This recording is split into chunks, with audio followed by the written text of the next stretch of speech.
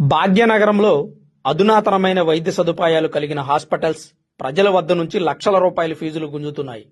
ఈ విషయం గతంలో అనేక సార్లు ప్రభుత్వాల దృష్టికి వెళ్లినా సరైనటువంటి చర్యలు తీసుకోకపోవడం వలన వారి ఆగడాలు ఇంకా పెరిగాయి. ఈ మధ్యకాలంలో వెలుగులోకి వచ్చిన హైదరాబాద్ గచ్చిబౌలిలోని ఏఐజీ హాస్పిటల్లో జరిగిన ఉదంతం ఇది. ఆంధ్రప్రదేశ్ మాచర్లకు చెందిన శివన్నారాయణ అనే వ్యక్తి 2022లో కిడ్నీ వ్యాధితో బాధపడుతున్న తన భార్యని ఏఐజీ హాస్పిటల్లో జాయిన్ చేశారు. హాస్పిటల్ యాజమాన్యం 79 సార్లు మెరోప్లాన్ ఇంజెక్షన్ ఆ రోగికి ఇచ్చింది. అయితే ఒక్కొక్క ఇంజెక్షన్ కి 4,750 రూపాయల 19 పైసలు శివన్నారాయణ నుంచి వసూలు చేసింది. ఈ విషయం మీద కన్జ్యూమర్ కోర్టును ఆశ్రయించాడు బాధితుడు శివన్నారాయణ.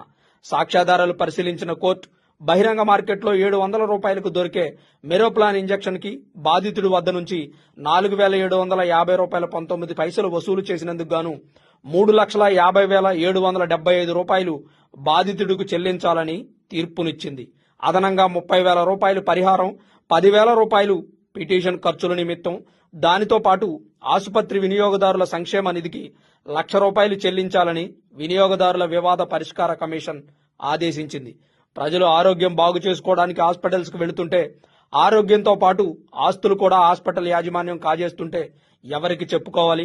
ఇలా ప్రజల రక్తాన్ని పిండి పిప్పి చేసే హాస్పిటల్స్ దేశవ్యాప్తంగా అనేకం ఉన్నాయి. వాటి మీద ప్రభుత్వాలు దృష్టి పెట్టాల్సిన అవసరం ఎంతైనా ఉంది.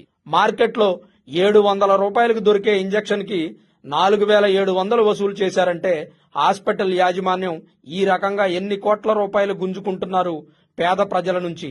ఈ విషయం మీద ఒక్కసారి ఆలోచించాల్సిన అవసరం ఉంది.